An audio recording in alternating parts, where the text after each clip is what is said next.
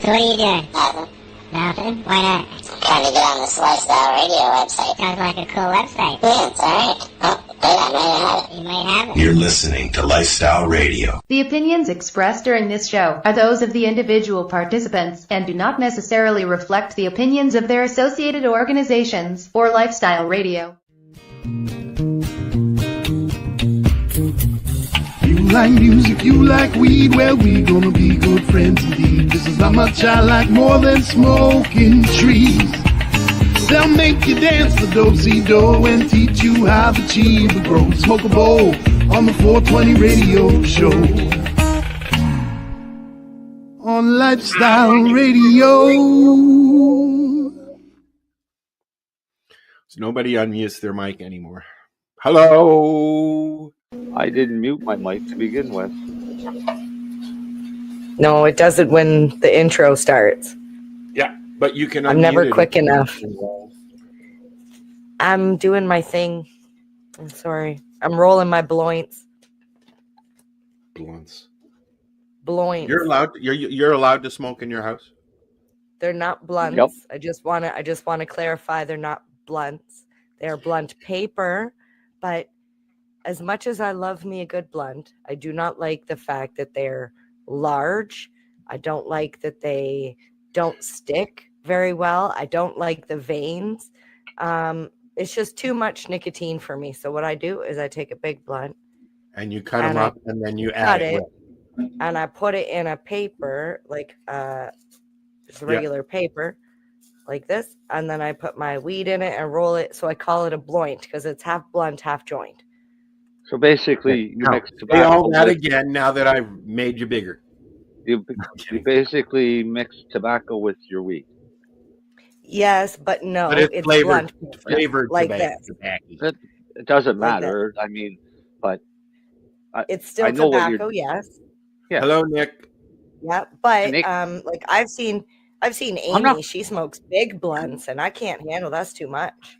Yeah, I'm not knocking you at all. I think it's fucking great. He puts tobacco in his. No, I didn't think. Marcel's in an argument. I didn't think you did, but there's. He sounds pretty positive to me, to be honest. I'm just saying, there's a difference between cigarette nicotine, like tobacco, It looks like a garden and gnome. blunt paper. Because I couldn't smoke. Like if you took a cigarette and sprinkled it in, yeah, I couldn't. I smoke couldn't that. either. That's a different type of tobacco. I will It's never. not that it's a different type of tobacco. It's just a tobacco that's processed differently. Yes. So it's got a Okay. much different taste than natural tobacco does. I will never use tobacco again, ever. I thought there is a difference, especially with cigars, between the type of tobacco that they use to wrap the cigar and what they fill it with. The ones that you're using for blunts are cigar wraps, is what they are.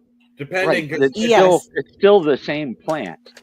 All right, it's kind of like comparing OG Kush to Northern Lights. I'm going to try some Master Kush. It's still the same plant. It's just different strains, different regions that grow it. So Niagara region tobacco doesn't taste the same as Virginia tobacco, which doesn't taste the same as Kentucky. Central. Yeah, but Marcel, the outer leaf is a large leaf. On all tobacco plants, right? The tobacco that you get in a cigarette has been shredded. Yeah, it's cured but and shredded. It's a different. No, it isn't. It's still a tobacco. It's a different type of leaf. No, it isn't. It's still a tobacco leaf. All right, is what I'm trying to say. Tobacco is tobacco, is what he's trying to say. Right. Doesn't matter what is done to the leaf, but it's tobacco. Right. There's no different strains of tobacco, is there? Well, yeah. There's probably a few, but it's more of a regional thing. Anybody in Canada can legally grow their own tobacco. So you could grow your own blunt wraps. All right, and all you do is you grow your tobacco plants. You're up 15 kilograms. You don't give her an idea per person per year. You cure it the same as you harvest it, very similar to cannabis. You cut it down and you hang it to dry it out. It's about the size. decide what you want to do. About the size of a cabbage. Yeah, some of them, some of them could be massive size leaf, right? So what you're getting in a blunt wrap isn't a whole leaf. No, depending on the blunt wrap you're buying too, Marcel. Pardon me? Depending on the blunt wrap you're buying too, because on the legal market in the cannabis sector, you're only allowed to buy hemp leaf blunts. By what? I was going to ask, do you like hemp leaf blunts as well? I don't. They're the only ones I smoke. I don't like blunts. Period. I like my papers, my gazette, and my favorite ones. My favorite ones. Actually, I'll show you my favorite ones.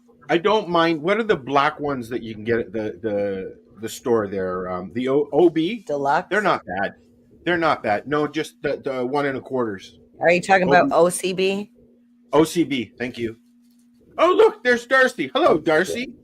Or DLX. No. Oh, where'd he go? I mean, my... the Tyson. Yeah, that's a hemp one.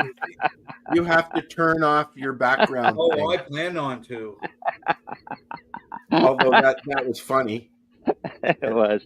But that big bright light behind him is really helping too. Hey, Dale, what are you doing? Get your butt in here. Yeah, I've tried those. Honestly, it's the nicotine that I'm craving. If the back of my throat doesn't feel like it wants to push it out, then I don't want it. Guess what? It opens your bronchial more, the tobacco. A lot of people do it. I know, it's so bad. It's so bad. It opens my bronchial too much, and then I pass out. Not that you have to answer this, but if you ever got that crazy shot and you have them antibodies in you, tobacco kills it. The nicotine is, and the tobacco kills it. Just so you know, MJ. So if you got one of them, somebody was paying attention when I said that or a couple weeks ago about nicotine is not as bad as everybody thinks. It's not nicotine. Well, it's all a matter of how you feel about it, really. When you think about it, no, it isn't. It is. It's a personal choice. It's a matter of health. The way I look at it. All right. All right. In small doses, maybe. Yeah. Right. Yeah. In small doses. Ideally, here's basically the going. So it's like you're microdosing tobacco, is what you're saying? Yeah, exactly that. But ideally, the criteria is to go for 3 days with 4 milligram gum twice a day.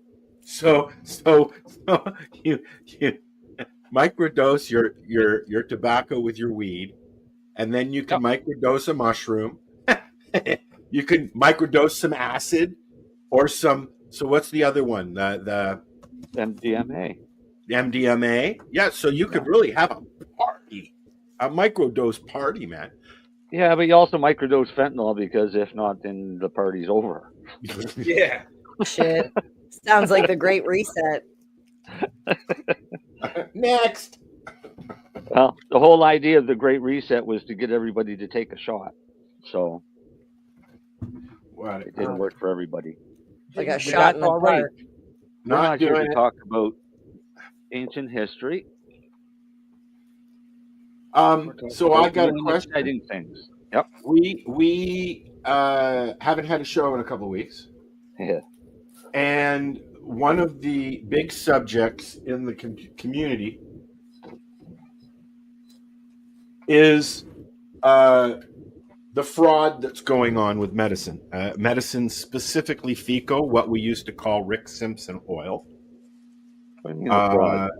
Some people still call it Rick Simpson oil. That's fine. What does FECO stand for again? Full extract cannabis oil, but it's not a full extract cannabis oil because it's made with food grade alcohol, which is a non-soluble.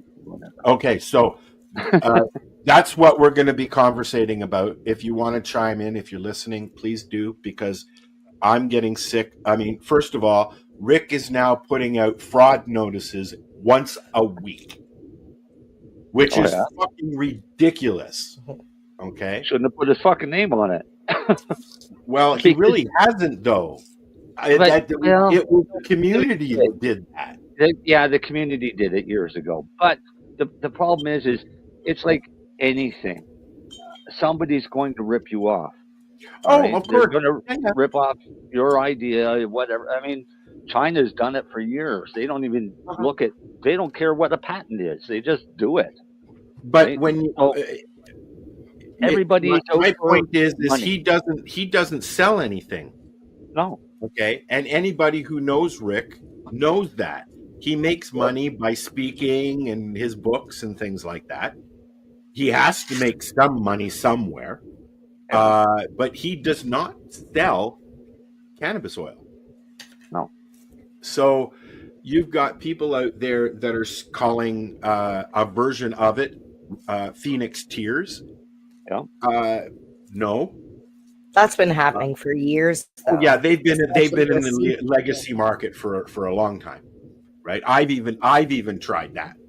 I've gotten lots of that stuff over the years, but it's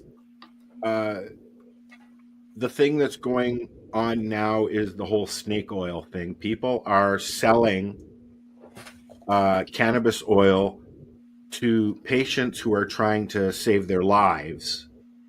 And it's nothing more than snake oil, like not literally snake oil, but I'm just saying that it's fake. The legal market's been doing it for years with distillates. Correct, but we're not talking about distillates. We're talking about full extract oil. How do you know that they're just not using distillates and calling it full extract oil so they can make an extra buck? This is my point. I wish that it was legal to produce your own in Canada, but you can't. You can't because you're using a flammable liquid, and it will explode. So Health Canada does not want you to do that. It's not allowed. It's not allowed. No. It's not allowed because it causes a competition, and actually it's more health beneficial, and that's directly against what Health Canada wants. Well, they still have on their website, the last time I was there anyways, that cannabis is not recognized as a medicine by the Canadian government. Right. So that's why they don't want you to make your own medicine. I agreed. The same as they don't want you to grow your own food, for Christ's sake. But that doesn't stop these creeps who are out there. I know if I had cancer and I needed some oil, luckily I know who to go to. Right. But people out there in the world don't. They hear Rick Simpson. Oh, look, there's a picture of an old man that says he's Rick Simpson. I'm going to follow him. And then they offer him some oil because he's posted his story. He's got type 3 cancer, whatever you want to call it. And then he spends thousands and thousands and thousands of dollars because, back in the day, before legalization, it would cost you $3,000 to $6,000 to get a full treatment of cannabis oil back in the day. We've had issues with that for years and years and years, wrong or right. Say that again?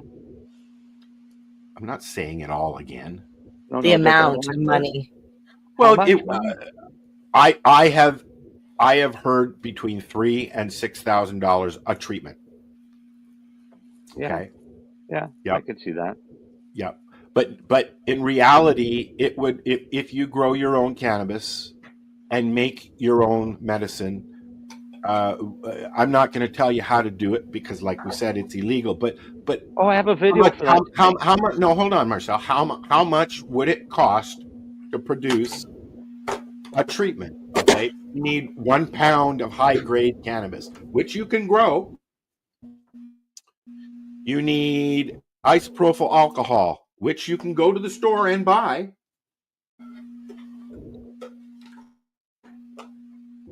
So you're looking at how much? And you need experience. And well, of course, don't go out and do it. So if you're going through the legal route, yes. First, let me ask a question. First off, you can't buy a pound through the legal route. Len is right here. Lennie, can you legally buy FECO in the medical market in Canada?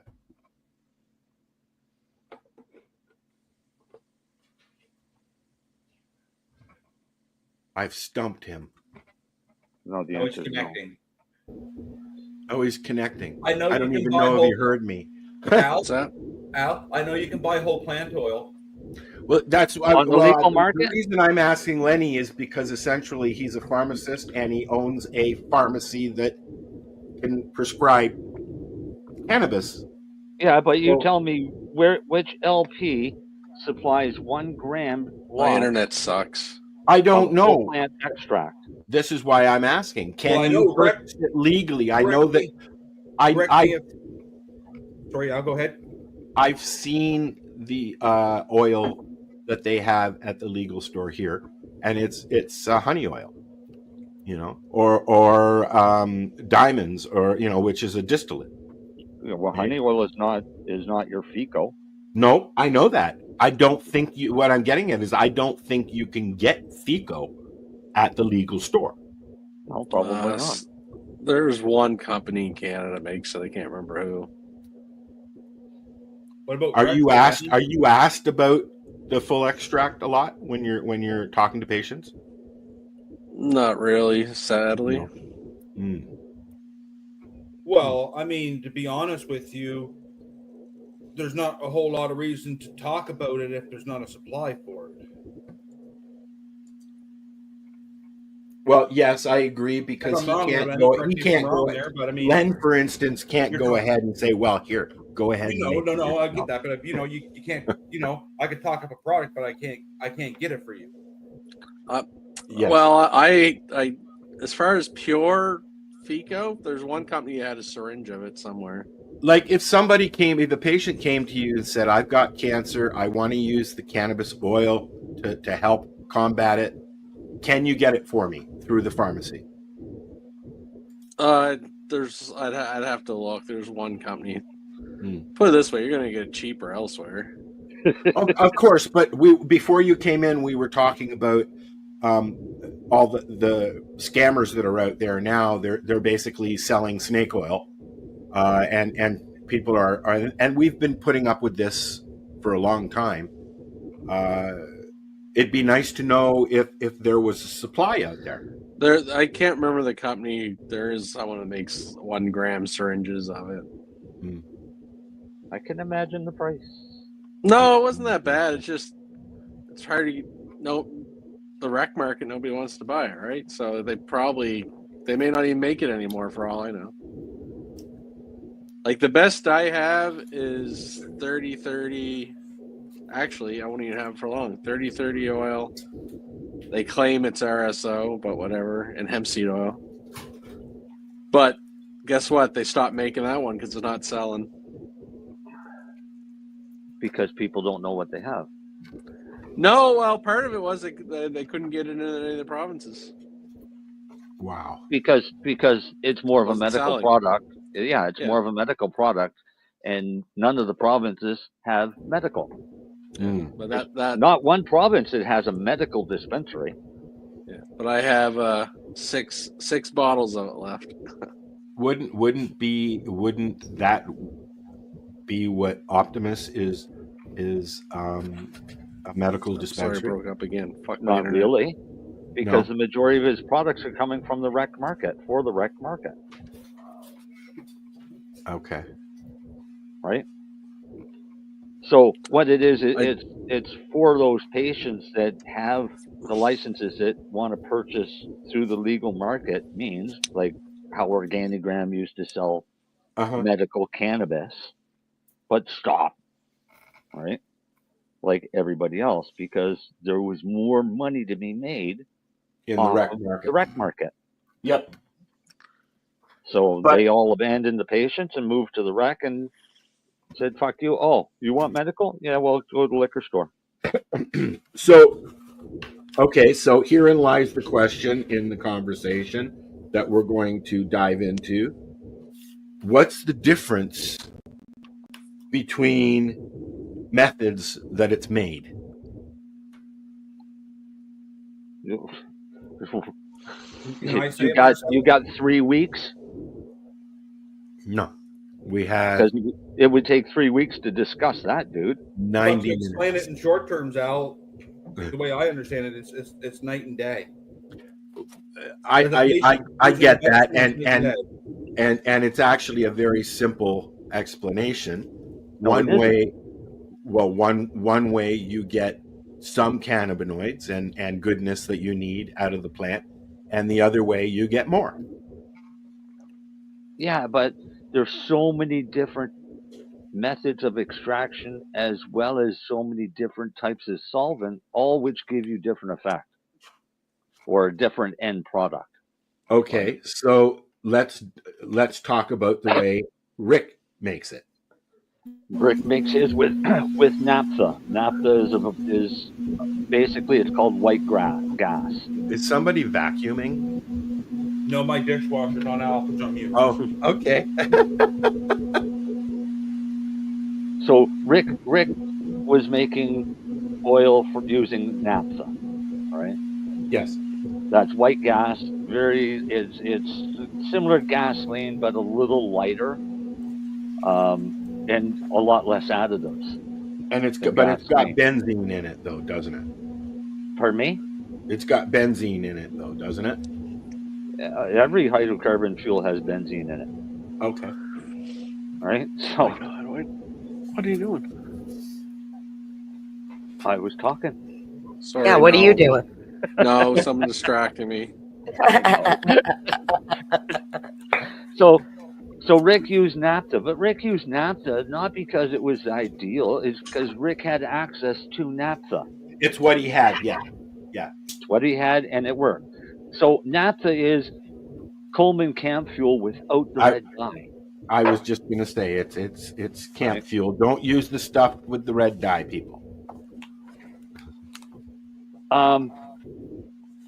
That's a non-polar solvent, so it's going to only take off the non-polar solubles. So you get a very high THC content, but you lose a lot of the polar soluble cannabinoids in that method. So that's not a full extract. Okay. Right? Because it's not taking off all of it. Then they freak out and go on about benzene rings and yada, yada, yada. So they go to the other route, which is grain alcohol, which is non-polar solvent, which only takes off the non-polar solubles, which leaves all the polar solubles again. Which is what a lot of old school guys used to use. No, we used methyl hydrate back in the 70s. Well, you're older than I was talking about. Right.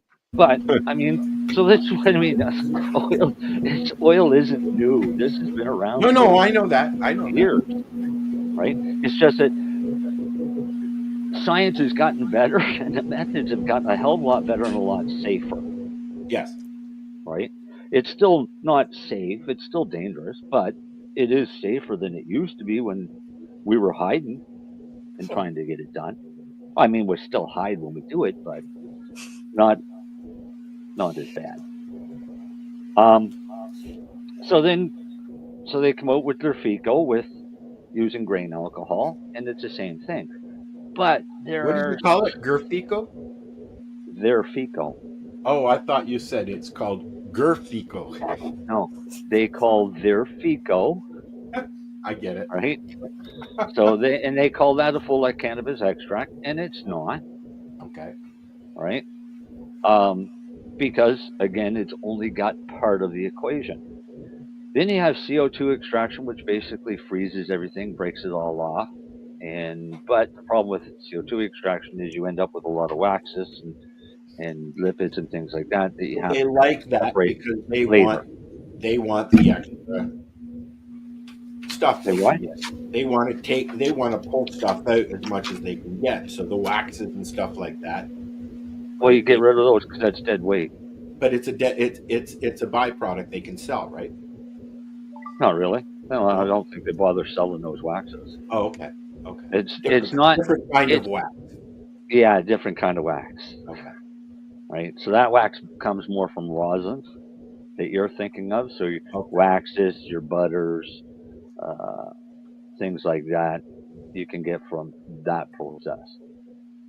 Honey oil, or what's called honey oil, has always been derived from butane extraction. again, non-polar soluble. Which is supposed to be more dangerous, isn't it? Butane extraction? Yeah, because you're using compressed flammable gas. Yeah. And usually... Yeah, those butane cans that you'd fill your lighters with. Exactly. Yeah. Well, people go and buy a case of 24 Puretane cans. They do have food grade of that, though. Extract for the day in their basement, and then their house blows up. Yeah, remember, look how many buildings so many. we've seen. I just want to say there's so many ways that extracting with butane can go wrong, right from what butane you're using to make the product. To usually the stuff you get in a corner store is very, very cheap. It has additives. Like I remember working at Puff Pass, and I learned a lot through working there. And he had to order special butane that was like pure of impurities. And I didn't. That's why I said Puretane.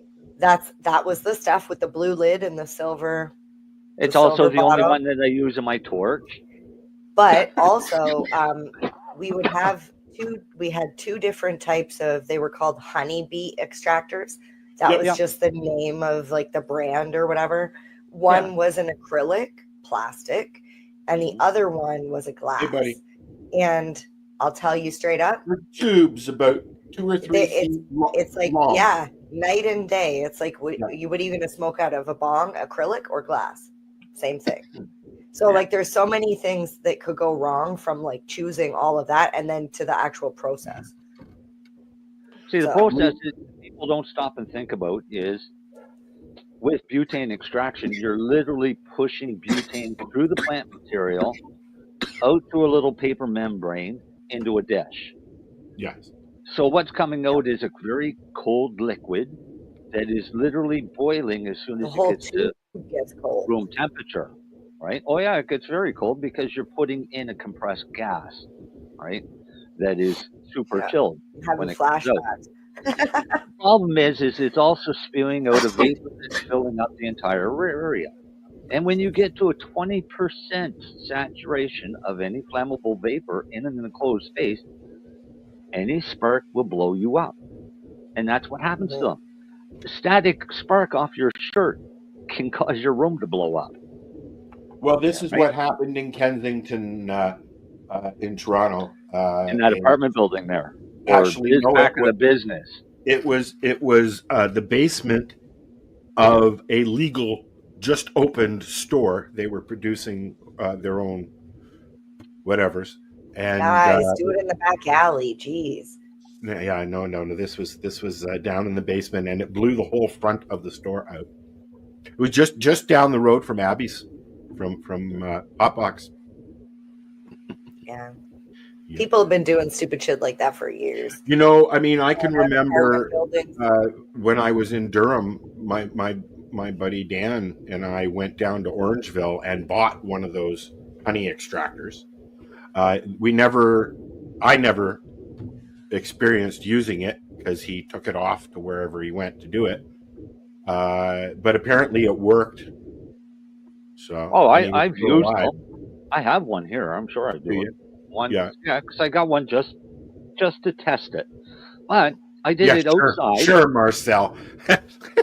Well, you can't really talk about stuff unless you actually do it, right? But what I did is I did it outside in a snowbank. Literally, that's where my bowl was sitting, was in a snow drift when I did it. And as soon as that hit that bowl, that stuff was boiling off. Takes no time to get rid of it. No. But the problem is, you can't get rid of all of it unless you're going to turn around and put it into a vacuum chamber. Hey, you can make a hell of a fireball when you throw a fucking lighter in a fire.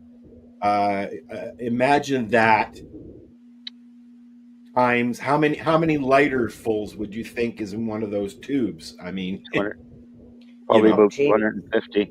Yeah, so times that by 250 and think, boom.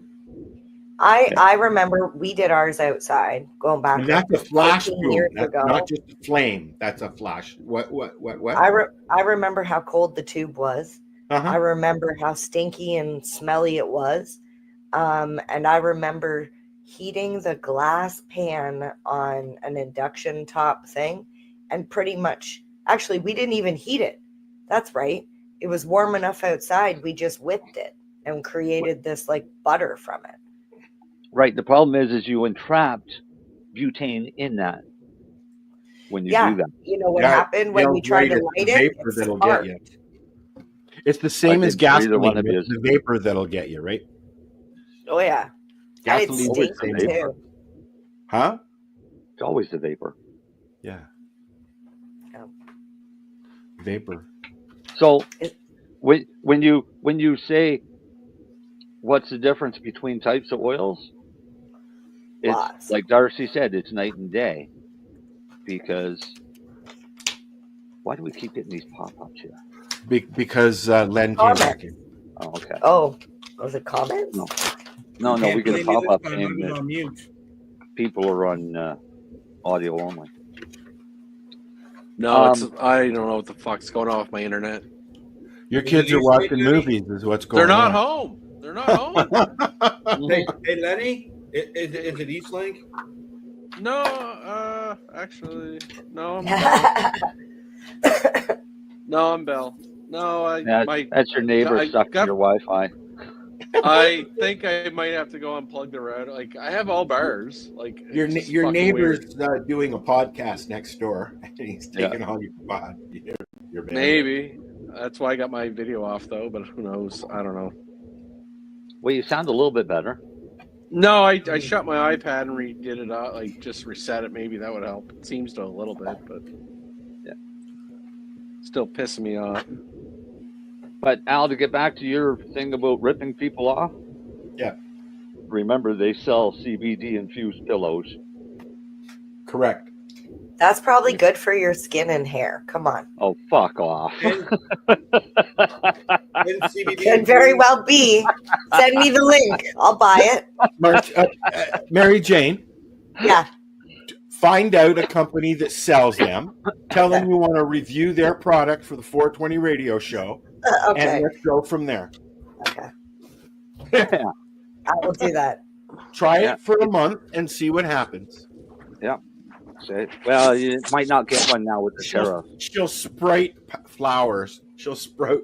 Did I say sprite? She'll sprout. I don't think anybody in Canada is selling them. So. Oh, the Bay is selling them. Really? Yeah. You got to find the manufacturer. That's where you're going to get one for free from the manufacturer. They're legally not allowed to. Isn't the Bay going out of business? Are you serious, Len? They're not allowed anymore. No. Nobody's allowed to sell CBD. Except for dispensaries, technically, or LPs. Yeah. But you can go into any corner store in Hamilton or Toronto and walk in and go, what do you got that's CBD? It's illegal. Yeah, I know. They'll sell it to you. I didn't say it was being enforced. It's the same as flavored papers are illegal. You're starting to enforce it in the States, though, unfortunately. What, flavored papers? The CBD stuff. Oh. Well, actually, in the U.S., CBD's okay. CBD's okay in the U.S. Oh, okay. If it's derived from it's here that they're enforcing it then. Yeah, it's actually the opposite in the U.S. You can actually get CBD legally in the U.S. we can get codeine. So fuck you guys. We had a gentleman show up in our little town. And remember, this is a town that prosecuted. Look at Mary Jane's working. Where are they? Yeah. But this guy opened up a dispensary, and we decided that we would take a guess at how long he'd be able to stay open. Because he turned around and put a thing in the paper stating that he was only selling to the medical community and was only selling CBD products. You know what? I remember that. Grade. Yeah, I remember seeing the story about that, and it got shut down pretty fucking quick. Yep, because there's no such thing as legal CBD in Canada. CBD is listed as one of the cannabinoids in the drug schedule. So it's still it's considered cannabis. Period. Yeah, it's illegal. They've listed a lot of cannabinoids. individual cannabinoids so that you can't go out and distill them yourself and make them available. Why did Darcy scream "fuck" and then disappear? Probably something to do with his dishwasher, I'm assuming. I don't know. Oh, it went into spin cycle. Wait, do dishwashers still have? Do they have spin cycles? I hope not. I think that's a washing machine. That's a washing They used machine. to have it back in the 70s. They had dishwashers, and the top would spin. That's a rinse. Yeah. No, but it would spin like a rinse cycle. Yeah, a rinse. I'm sure it has a rinse cycle, but not a spin cycle. It does spin, The but dishes it's not didn't really. spin. The water wheel spun. Yeah. So, can I ask you guys about this? No, I because can't we're see talking what it about. is. I can't read it. If you could tell us what it is. I'm Oh, kidding. okay. What is it? It's, Wait, is it from a legal store? It looks like Yes. a pillow. I can't tell you anything about it because other than it's probably crap. So it's from Go for Cap Pharma. They're Delta 9 THC distillate infused soft gels. No, thank you. So that's what they look like. Yeah. So they're kind of like gummy. How many for how much? Okay, what if they call it a soft gel? So they have like this little like powder on them, and they're tiny, but they're squishy. So it's a gummy. Sort of, but you don't want to chew it because it's distillate and it doesn't taste very good. But they make them powdery, so they like slide down. They say they're easy to swallow. Directions: swallow with water. Why wouldn't you just get a normal soft gel if you wanted a soft gel? Well, I will tell you, I took one probably about 4 or 5 minutes ago, and I'm already feeling the effects. It's 10 milligrams. It's 10 milligrams in each little thing, and there's a line in the middle of it, so you could technically like cut it and have 5, but in the bag, there's 100 in here, and so there's 1,000 milligrams in this whole package. There's 100 in there, and how much was it?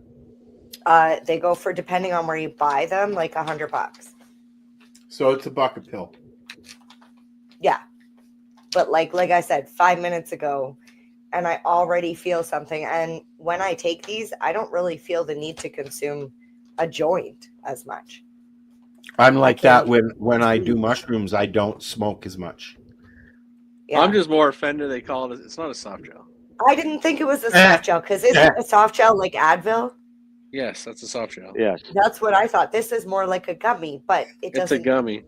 But it doesn't taste. Is it classification? Just so that everybody way they knows, can give 100 in a bag. the voices you hear that you can't see the videos, that's our peanut gallery. Hey, now. We have a peanut gallery? I actually And what have a voices question. Are you talking about? Are you hearing voices that we're not, Al? I'm No, hearing voices in my Lennie. head. Lennie and friggin' I'm the voice in your head. Al, What? Yes. Darcy is the greatest guy on earth. Okay. That's creepy. Who fucking said that? Okay, so wait, I have a question. I'm going to the States in the summer, and I'm a little stressed out. The answer's no. No. I know I can't take anything with me. I know that it's illegal to mail anything across the border, so it's not like I can mail something to myself. So what am I going to do in specifically Las Vegas with Las Vegas? Just get a hold one of of the- Jeffrey Peterson, the 420 Yeah. comic. Yeah, and cannabis I'll is help you out. cannabis is legal in Las Vegas. I know, and I've checked the prices, and it's Yeah. $30. The cheapest quarter you can get is $30 American. Go. Yeah. Well, Send a welcome message to legalization. Jeffrey. Send a message to Jeffrey, Mary. I did send a message to Jeffrey, Yeah. but I didn't get a response. So You will. maybe we can have him on the show, and then he'll be like, "Oh, that's who she is." I will see if I can do that. Okay. I know he's been busy. He's bouncing back and forth between Yeah. LA and Las Vegas a Yeah, lot. which is good. Yeah. But I will poke him and see. Well, I know it's legal, but I The really prices don't are want to pay you're top probably dollar on the looking at strip. double what we pay here. You know what? It's going to hurt me either way because I'm currently buying 3 ounces for $100. So no matter what I buy out there, it's going to be more expensive. Well, and I'm yeah. going for like 4 or 5 days, so I'm going to need at least an ounce. You can buy it right in the airport in Las Vegas. They have a cannabis store right in the airport in Vegas, and I think in LA now. Well, that would be handy. Yeah, I don't know. Do they have one in Toronto? I don't know. I don't think so. Hey, Marcel. Yeah, Darcy. Did you get that thing I just sent you to your Facebook? Oh yeah. That's why he's so garbly, because we're talking about that later. Yeah, but did you see the response? Oh, I saw that response earlier. I saw an earlier response from him too. Yeah. And I've read a few other responses. Yeah. Have you? You're talking about the post? Yeah. You want to talk about that now? The one about the Micmac. Yeah. Yes, please. Okay. I want to know what you're talking about. If you go to my Facebook page, you will see there's some not so nice comments about that article that I got from somebody in Nova Scotia. I can't remember who. So what does the article say? Okay, so the article says that in Nova Scotia that chiefs have decided that they were going to allow Nova Scotia liquor on reserve to sell cannabis, legal cannabis, or basically not legacy stores, not res stores that we know here in Ontario, but what they're going to do is let them stores. set up a legal store. Yeah. With the provision being that it only comes through the legal market at legal prices. So let me just read you. So there ain't going to be no more $35 ounces. Let's just put it that way. Oh, fuck no. Well, yeah, there will. All right, let me. Are they allowed? Are they shutting down all the reserve stores? Marcel, are they allowed to produce their own? Who? To be sold? No. Are you allowed to produce your own and then sell it in a legal store on a reservation in Nova Scotia? No. They have to become an LP. Okay. No. So basically, how the article come out from Nova Scotia Buzz? I'm gonna pull it up here, just so we can see it while we're talking about it. Good. Now stop.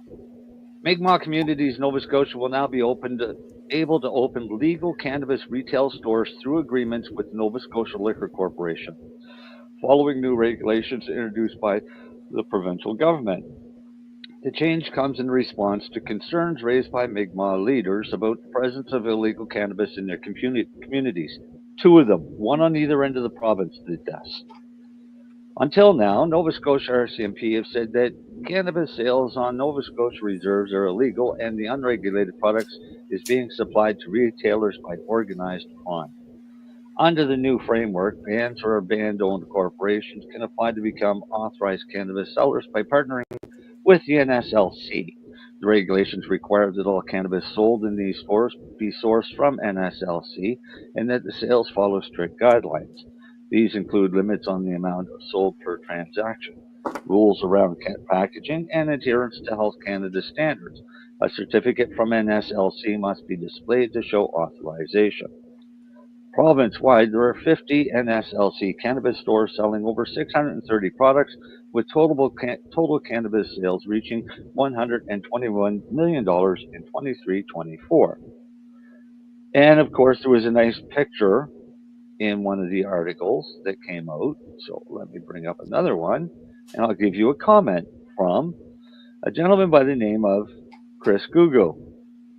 And Chris Gugo had his picture used in their advertising of this new rules. That's the comment there I pulled up there as well. Yeah. So the photo. So Chris Gugu says, I'm the owner of High Grade. You having my business in regard to illegal cannabis is technically defamation of my business, where Millbrook is in the process of implementing our own cannabis law under our own right to self-governance and determination, protected under the Constitution and supported by UNDRIP. Post-vax, please, thank you. So, some of the reserves, Millbrook is the best example, are implementing their own cannabis regulations. They're not going to like they're trying, like they've done and tried to do here in Ontario. Yep. Okay. Yep. But they're going to push it, and I mean, right now, they've got the natives in this province have a shit ton of battles going on, and I hope they win them all. I really do. Because it's their fucking land. Right? The land in Nova Scotia, the Mi'kmaq people never ceded this land to. So give it back then, Marcel. Give them your house. Sure. I'm just saying, don't get into that stuff, right? No, it's but like, I'm just saying they have the rights. There's reserves. Yes. But when you start saying, well, that we've never ceded our land, so I don't see anyone giving their home back to anybody. Like, that's all I'm saying. It's like, don't talk crazy. Because, we put their kids in fucking jail and beat them to death and rape them. Whatever. That's got nothing to do with me. It's got nothing to do with you.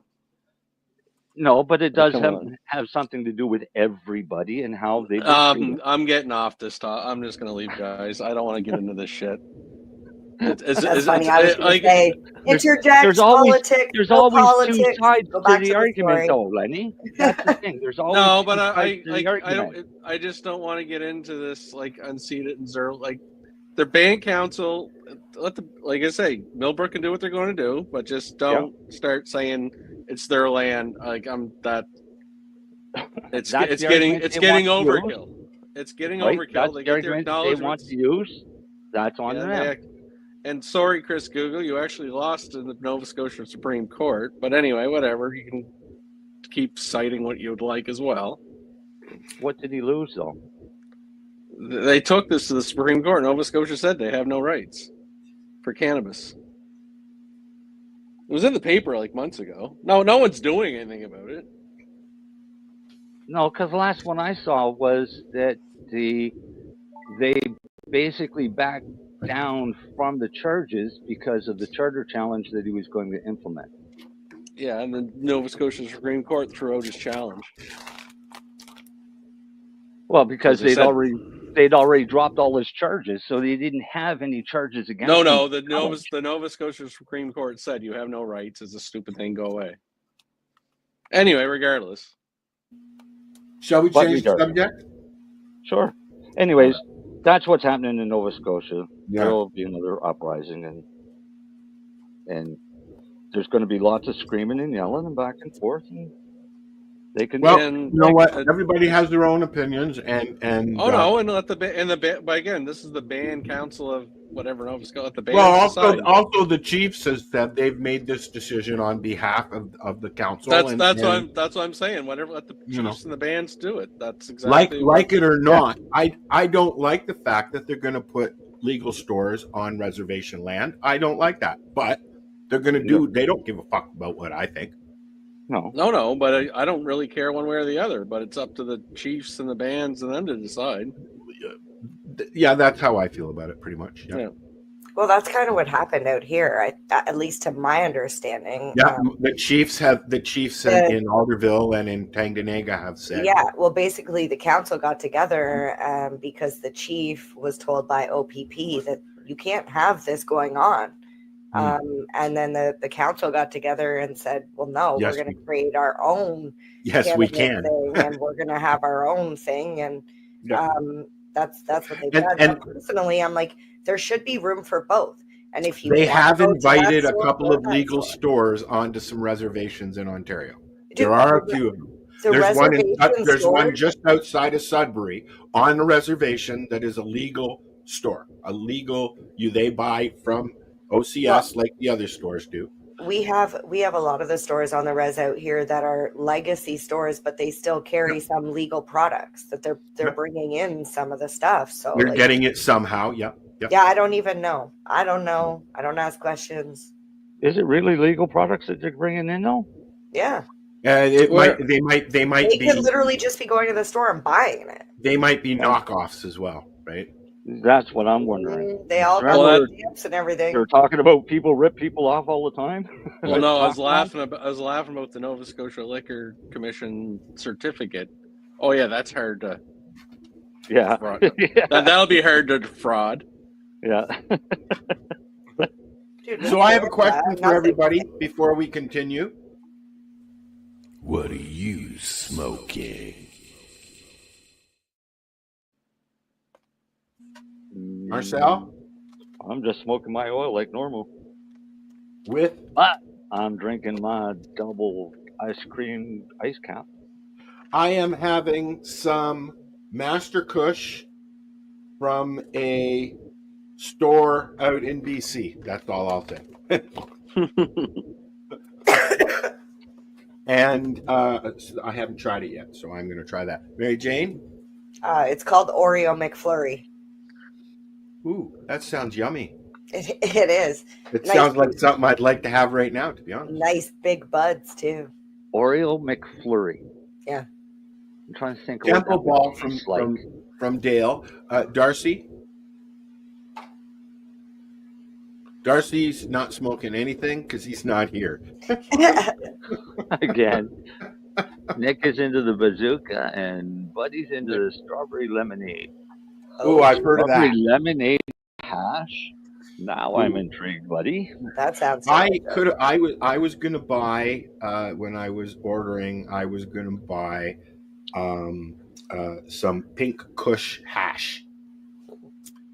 They had it on sale, and I'm hesitant though because I like the Vortex from the legal store. I like Vortex. That's your soft black hash that goes very well with as the a snake. With the apple. Yeah. Have you tried it yet? Yes. I love it. I can't. I love my dewdrop. I can't do it.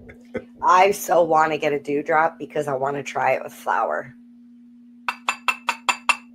You can put a bong on that. A bowl, a regular bowl. I know. It literally your does apple. everything. I know. Yeah. Yep. I know. Fuck. What happened, Len? He's watching the game. Somebody scored. Oh no, no, it's fucking freezing the whole fucking time. Fucking Jesus. What, we're freezing? Yeah, it's my internet sucks balls. Well, it's only fucking. Wow. Why do people say that? Usually, wouldn't that be a good thing? So, I guess so. Everybody's like it's a bad thing. Yeah. This internet eats shit. Now, see, that sounds more logical, right? Yeah, right. My internet eats shit. Right. That's like when someone says, this vacuum sucks. It doesn't roll off the tongue. Yeah. Sucks balls. Yeah, okay. Thanks there, you guys, for getting me onto that. Hey, want to watch a movie? Stand By Me? Yes, let's watch your movie. Okay, but first I got to go back and because I've got to explain what I did before you watch this movie. Yeah, what'd you do? Other than wasting 5 minutes. We've been playing with AI movies, Mary Jane. I've been seeing a little bit of the messaging going back and forth, and I'm like, what are they doing? Yeah. Do you get to call yourself a director, Marcel? Yes, producer. Yep, it calls me the producer and the director and the fucking crazy man that keeps coming up with these ideas. All right. So here's what I did and this is literally what I asked, is make a 420-second movie of whole plant cannabis extraction using the Rick Simpson method with isopropyl alcohol as the solvent. includes soaking and straining, filtering, solvent recovery through distillation, and finishing of the final product. We'll be seeing you in jail next week.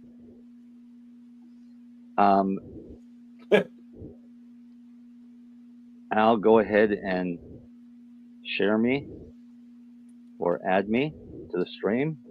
Do you have some sort of like liability rights or warning? Don't try this. We have a disclaimer every show.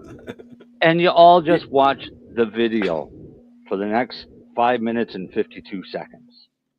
Creating a YouTube video can be an exciting and rewarding experience. With the right tools and a bit of creativity, you can share your message with the world. This script will guide you through the process. However, it's important to note that I cannot provide you with a guide on how to make Rick Simpson oil, even for informational purposes. The production of such substances can be illegal and potentially dangerous. My purpose is to provide safe and helpful information. Always consult with a healthcare professional before using any cannabis products. Stay informed and make responsible choices. Remember, your safety and well-being are paramount. Creating RSO involves processes that can be dangerous and illegal in many places. Solvent extraction using highly flammable substances like isopropyl alcohol poses significant fire and health hazards.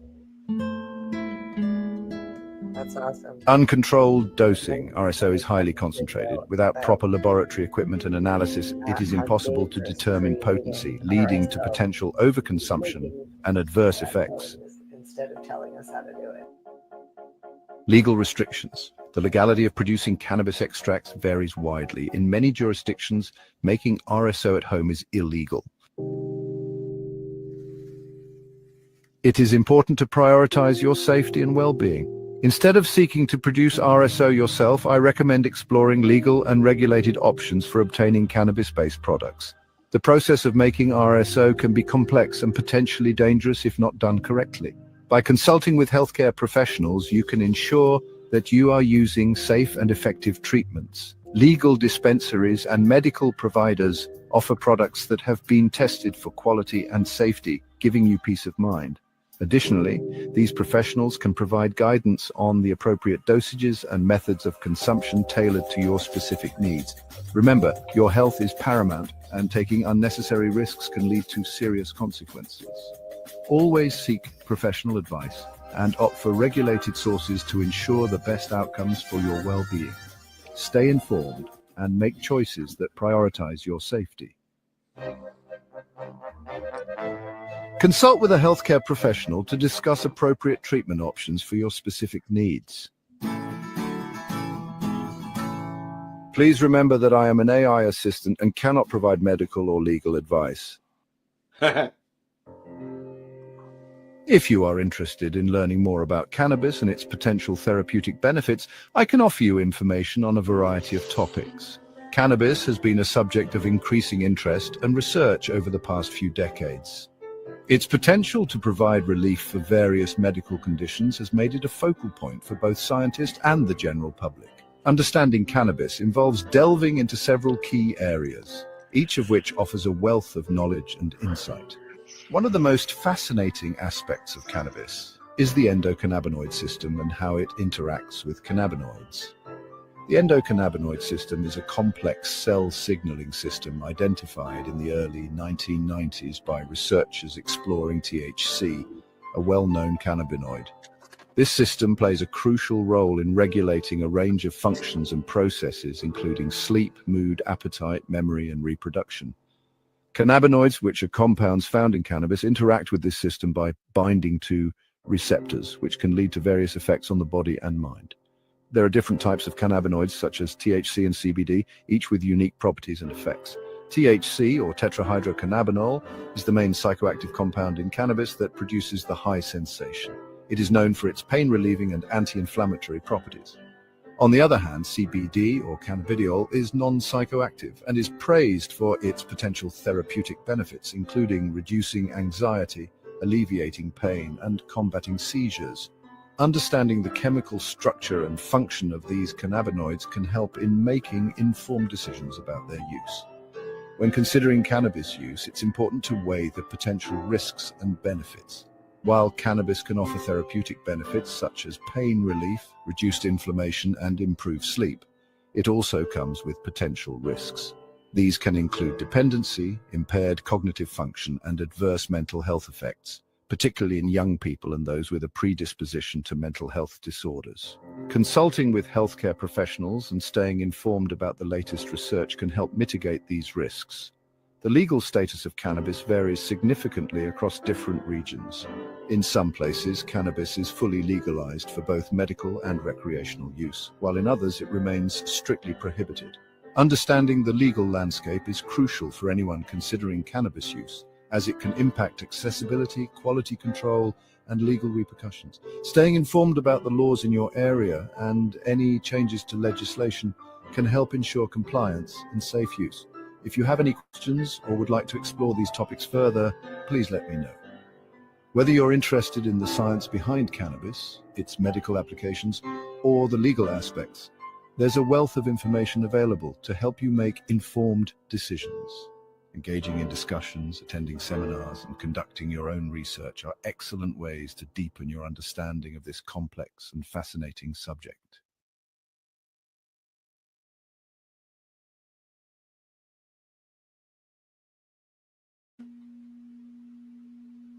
Well, that was interesting. And there you have it. Not what you were expecting. Do you select the Great Gatsby voice, Marcel? No, I don't have a choice in the voice.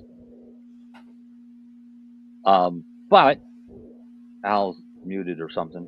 His lips are moving, but nothing's coming out. I said, no, you don't have choices unless you have a paid account. Yeah. So what I like is, I'm not happy that it changed everything, but it wrote me the entire script. Yes. Of the process. And then you can go in and edit that script.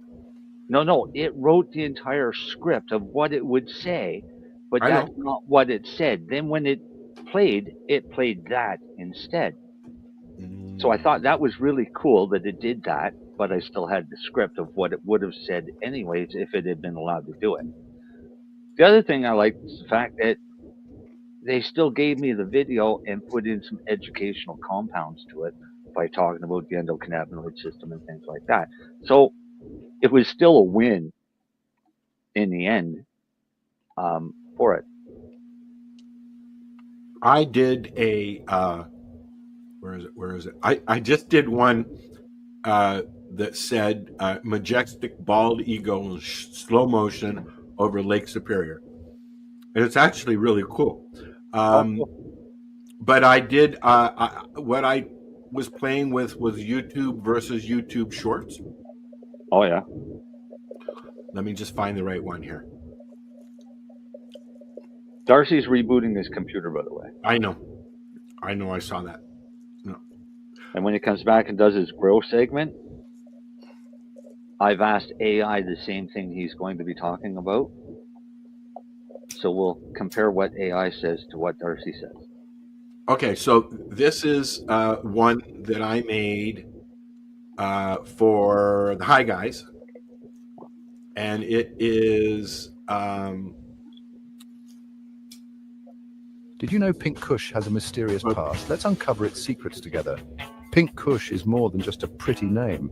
This popular strain is believed to be a descendant of the famous OG Kush. Imagine OG Kush as the cool grandfather passing down potent genetics. But wait, there's more. Pink Kush is known for its beautiful pink and purple hues and its sweet floral aroma. It's like a bouquet of relaxation. The strain's exact origins are a bit of a mystery, adding to its charm.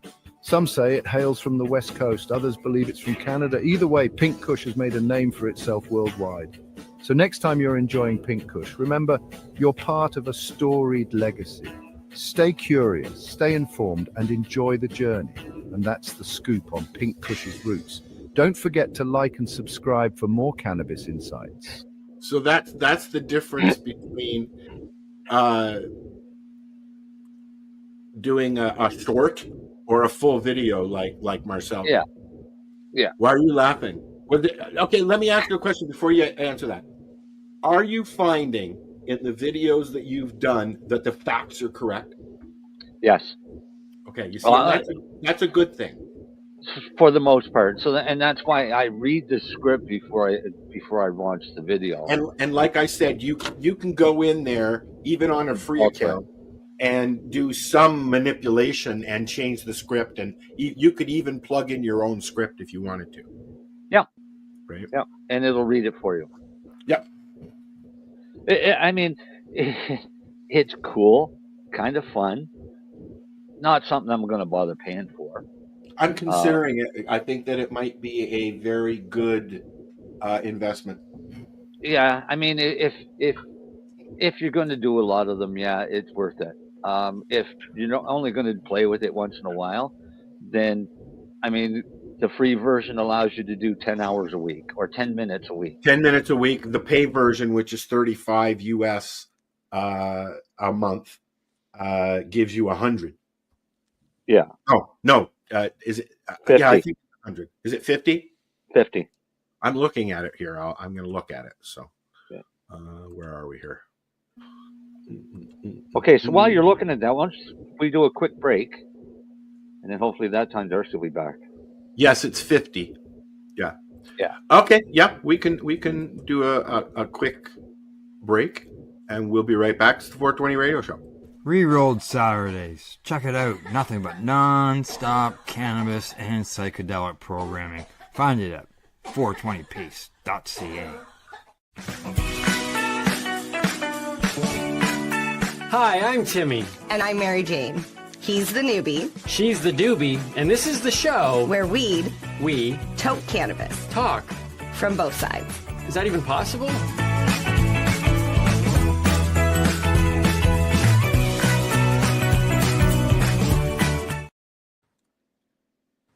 This, guys, is a BT bottle with a little straw on the end of it, okay? Back in the day, we used to have glass bottles, soda pop in glass bottles, okay? Soft drinks. And this was built for the old school hash. This is the hash that your uncles and your grandparents would get. And this is the stuff that we would all treasure whenever we could get it, because we thought it was the best stuff, because it's the constant. It was our form of concentrate. Correct. Right? When we were young, right? Yes. This is to answer your question now. Oh, here we go. Forward. Now you're going to cut this out if it doesn't work, right? Yeah.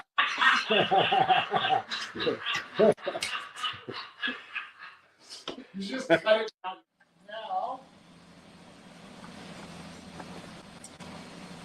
These are the 3 tools I use to form and shape the hashes.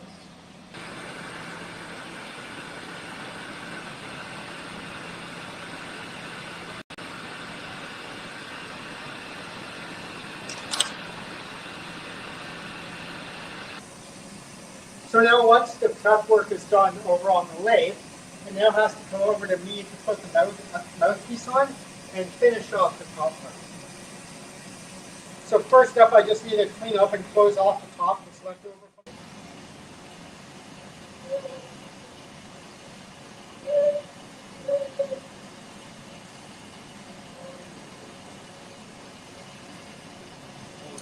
First thing I'll do is I will heat up the corner and I'll push in the Maria, which is the circular love that acts as a stopper.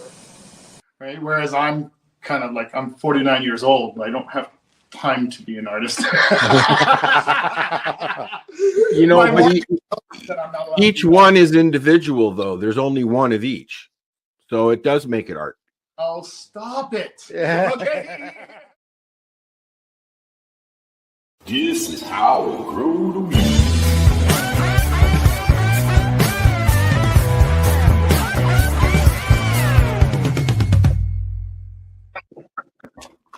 I've got the munchies. How about you? Do you? Yeah, I do. Okay, well, I'm just pulling up something up for my segment here. Jesus, last week it was Mary Jane with the mic issues, and this week it's you. My mic? Your mic is bouncing. Well, my fucking stupid computer crashed. I'm on my phone right now. Crackling. Mary Jane is frozen. Yeah, well, I might be cracking because I'm on my phone now. I'll talk quick here.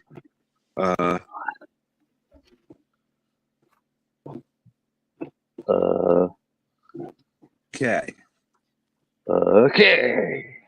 So what I'm going to talk about today is elevation. Well, I want to talk about two things. One was mixing your own soils for growing indoors and for outdoors, because you're getting ready to do your outdoor stuff now. Well, it'd be that time now that people are getting their mother plants going and starting to cut clones and getting all that stuff ready. Yep. Soil mixes are important to the base of all your growing, because what you're growing in is important, and it's important to know what you're growing in and how to treat that soil, so that way, or that media, so that way there you get your best results. I mix my own. I use a mixture of Sunshine Mix number 4 or Pro Mix, the big cubes.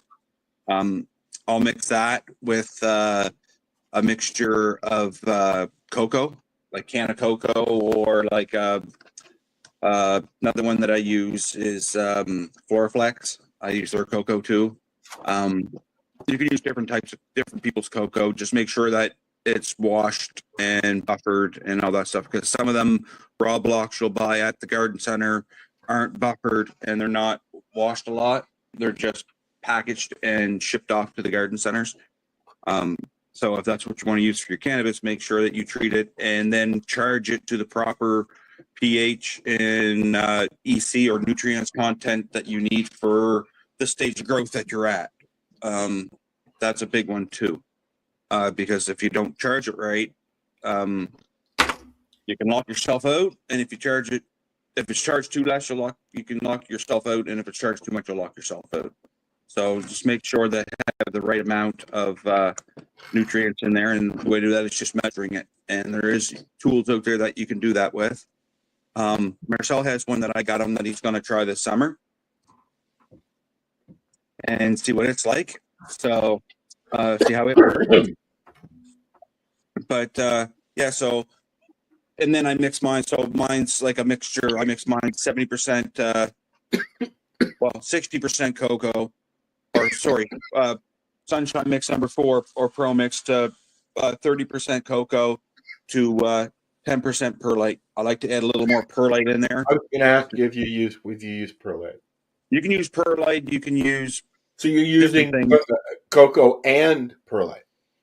I'm using cocoa, perlite, and Pro Mix. Okay. And vermiculite too. Well, if it's in the Pro Mix. Question. Yeah. But which Pro Mix? I don't add it. I do add a few other things to it. I do add granulated chicken manure, but that's because I know how much to use. Because if you don't know what you're doing with that stuff, you'll burn your plants right up. Right, but what Mary Jane asked was which type of Pro Mix. Oh, what stuff do I use? I use the Pro Mix HP or the stuff with the microrizin in it. But the white bag. Yeah, which is peat.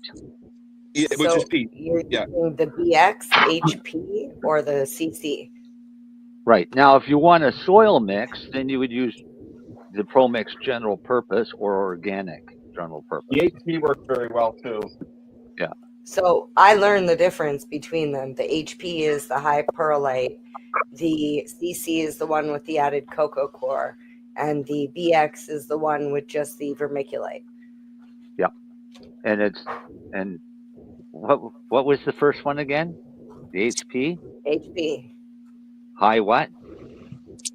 Not perlite. You said high perlite? Yeah, it's technically it's high porosity. Yeah, it means better drainage. Is what the that's what I used at the farm. Yeah. I couldn't get it here. Yeah. I used to use BX because it was the cheapest. But here's the thing, though, that a lot of people don't realize, and actually I got in a little argument with makers of Pro Mix over this. When you take their bales of Pro Mix and you store them outside in freezing cold temperatures, that microrizing is dead. Yep. all that mycorrhizin is dead in that soil. You're purchasing a product for a specific reason, i.e., because it has mycorrhizin in it, and it has no mycorrhizin in it, or it's little to none. Because it's already been left outside and frozen long before you got frozen. Mycorrhizin can't freeze. Yeah. That's why. So, what, you mean it's dead before you even open the bag? Depends on the supplier. Where are they storing? It's right from the supplier, right from the supplier. Yeah. So if I was selling it out and I stored it in my garage all winter, and you come and bought a cube from me, and you bought it and it said mycorrhizin on it, good chance that the amount of mycorrhizin that's in that bag is little to none. But that's bullshit. It's the same. No, but it's the same as if you go to the garden center and buy it. Well, it's been kept since last year, sitting outside somewhere. Yeah. Yeah, whether it's Canadian Tire, Home Depot, Lowe's, Rona. But that's the manufacturer. That's a manufacturer thing, and that's bullshit. Right. Yeah. But see, if you're energetic and you only have a couple plants to do, then my suggestion would be to make your own. Yes. Go out, get some peat, get some black earth, get some compost, get some vermiculite, get some perlite. My mom did it for her. Throw garden. in some. All on her Hey, I've done it for 20-some plants for years. I've been making my own for years. I got too old and too tired to do it. I just got too cheap at replacing my soil because it gets expensive. It just keeps going up and up and up and up and up and up in price, and I just get too cheap to fucking keep buying it. Yeah, and I'm filling like 20, 45 gallon You pots. recently just got a thing, a tumbler or something, didn't you, Darcy? Me? Yeah. I got a bud trimmer, but no, I ain't got nothing like that out. I thought somebody got it spins.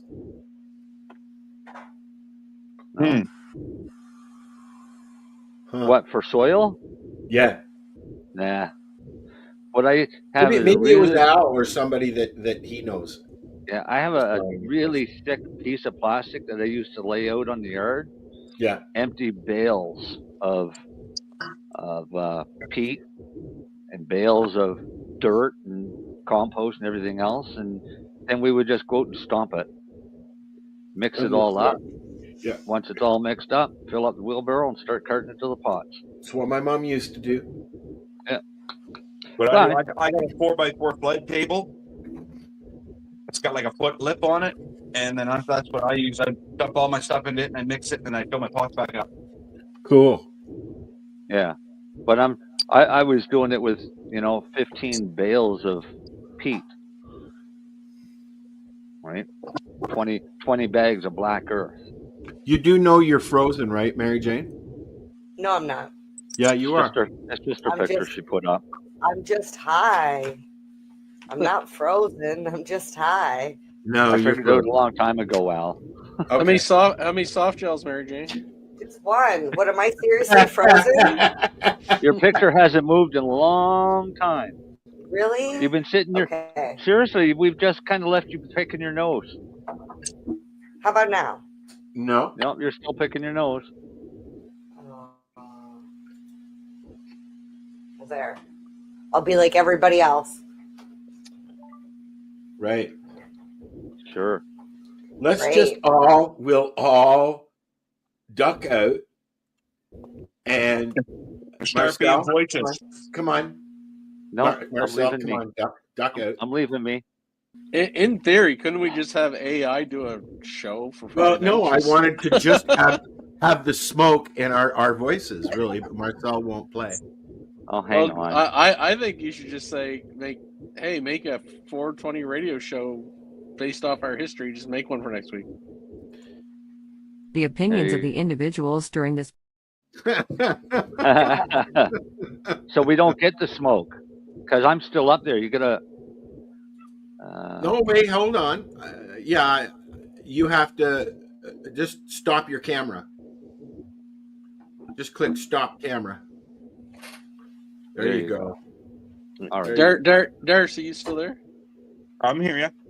Okay, have you just sorry. This is how we used to do I don't it. want to lose Darcy. Have you been watching all the old Raws and WrestleManias on Netflix?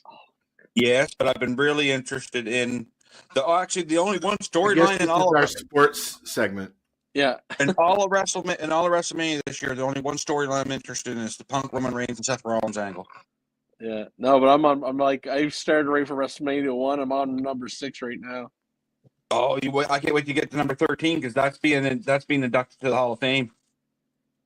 Oh, was that the match? Stone Cold Bret Hart? The Bret Hart and Stone I think it Cold. was, yes. Yeah, that one. It should have been Ricky and Macho Man. WrestleMania 3 should have been the first one. It should have been, yeah.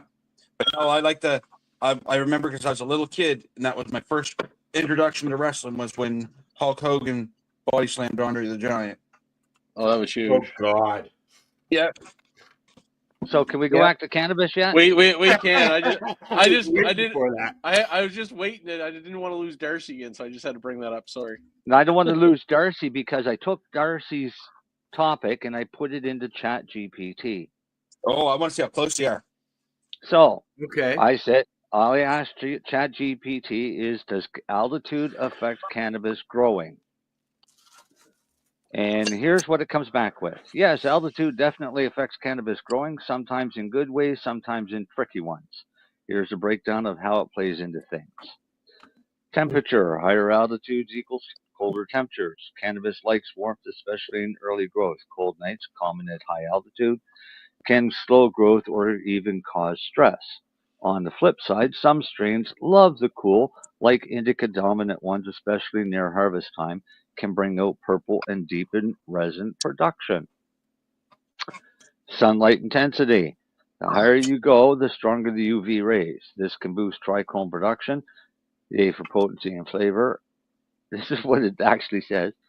As the plant produces more resin to protect itself. But too much sun or UV without protection can also stress plants, especially delicate seedlings or indoor strains moved outdoors too quickly. Air pressure and oxygen. At high altitude, there's less oxygen, CO2 in the air.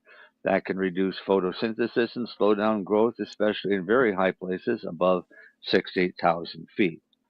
Good airflow and possibly CO2 supplementation indoors can help balance this out. Humidity. Higher altitudes equals lower humidity, usually. That can be great for preventing mold and mildew, especially during flowering, but it also means more careful watering and attention to hydration. The soil and plants can dry out faster.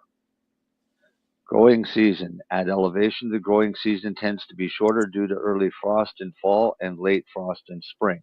You want to grow fast flowering strains or start them indoors and move them outside once it's safe. This is all from that one question. Best practices for high altitude growing. Choose short season hardy strains like Afghani, Northern Lights, or other indica dominants. Start seedlings indoors to give them a head start. Use raised beds or containers to help manage soil temps and drainage. Consider greenhouses or hoop houses for frost protection and watch for wind stress. Mountain areas can be gusty. Yeah, no shit. Where are you thinking of growing? I can recommend specific strains or strategies depending on your setup. Should I ask him, say, I'm living in Nova Scotia, what's a good strain? All right, we'll do that. Fucking AI is.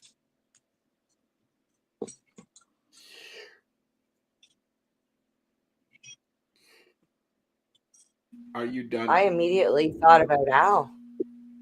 Well, it sounded like but it's saying Northern Lights, and I tried Northern Lights last year, and it didn't work out so well.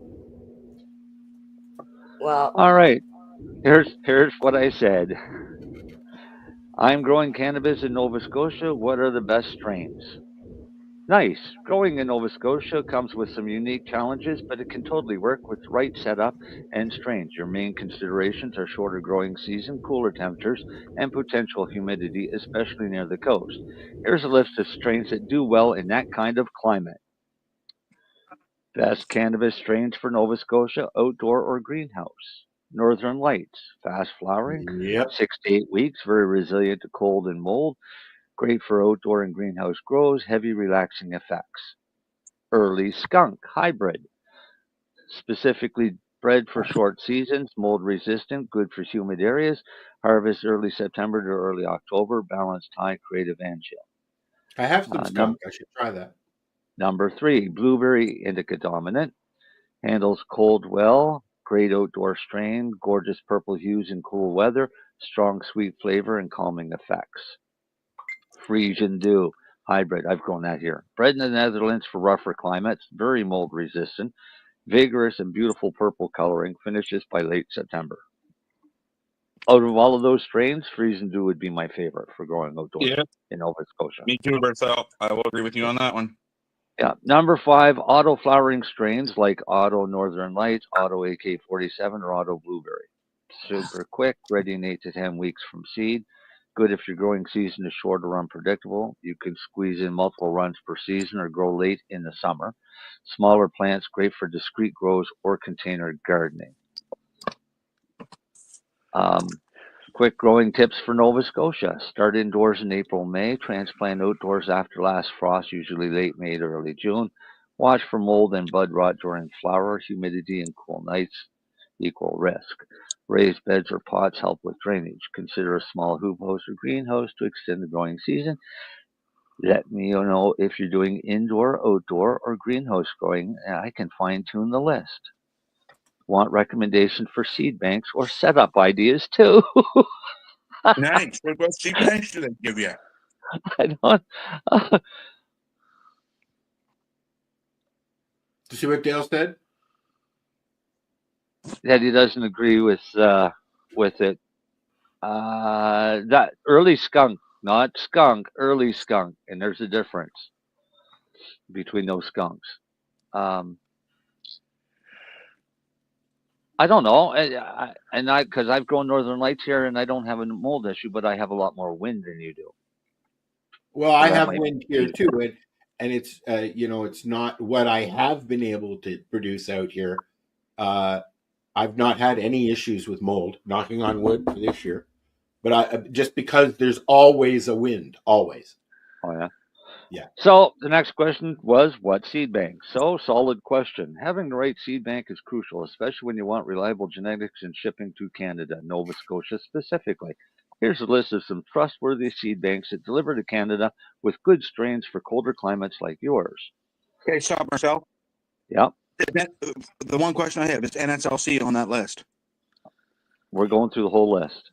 I want to know if they're on there, because if they're not on there, then they're telling people not to buy legal cannabis seed. Well, here's the list of seeds they give me. Best for fast shipping and legal compliance. Crop King Seeds, based in Vancouver. Oh my God. Great selection of auto families. I knew you were going to like that. That's why I laughed. And fast strains. Known for good customer service and stealth shipping. Solid short strains for short seasons. Early Mist, White Widow, Auto, and Northern Lights. Quebec Cannabis Seeds. Ships within Canada, fast and discreet. Offers strains specifically bred for Canadian climates. Check out Quebec Gold 2.0, Auto Blueberry, and Early Skunk. True North Seed Bank, based in Ontario but ships globally. Resell seeds from multiple top breeders, Dutch Passion, Fast Buds, etc. Big selection of lots of auto flowers and climate-specific options. There's one. Jordan of the Islands, BC-based breeder focused on hardy outdoor strains, great for growers in harsher climates. Unique genetics with a West Coast touch. That's the best fucking one they said so far. Yep. Reputable international banks that ship to Canada. Use if you're looking for more variety of rare strains. Shipping may take longer. Seedsman from UK ships worldwide, discreetly to Canada. Massive strain catalog, including early finishers and mold-resistant types. Watch for promos. They often do buy one, get one deals. ILGM, I love growing marijuana. US-based but ships to Canada. Beginner-friendly, good tutorials, germination guarantee. Solid picks is Blueberry, White Widow, and Gold Leaf. Tips when buying seeds. Look for feminized or autoflower seeds to simplify your growth. Prioritize strains with short flowering time, 8 to 9 weeks max. Mold resistance, cold tolerance. Always read reviews and check if the seed bank guarantees germination. Want help choosing between autos and photos? Or narrowing down your goals, grow goals, yield, stealth, flavor, effect. I can help you make a killer list. I can see why people are calling ChatGPT their new best friends, because they're taking the fun out of fucking research, man. Yeah, but that's not correct information. Like, that's not 100% correct. It is if you're looking for good seeds, but my only thing is where you're in Canada and cannabis is legal. I figured they would have told you NSLC. Yeah, but they don't really advertise themselves as a seed bank, and that's what I asked for was seed banks. So ask legal places to buy seeds in Nova Scotia. See, then people ask if that one, Marcel. I want to see if it pops up. I'm just curious to know where NSLC is.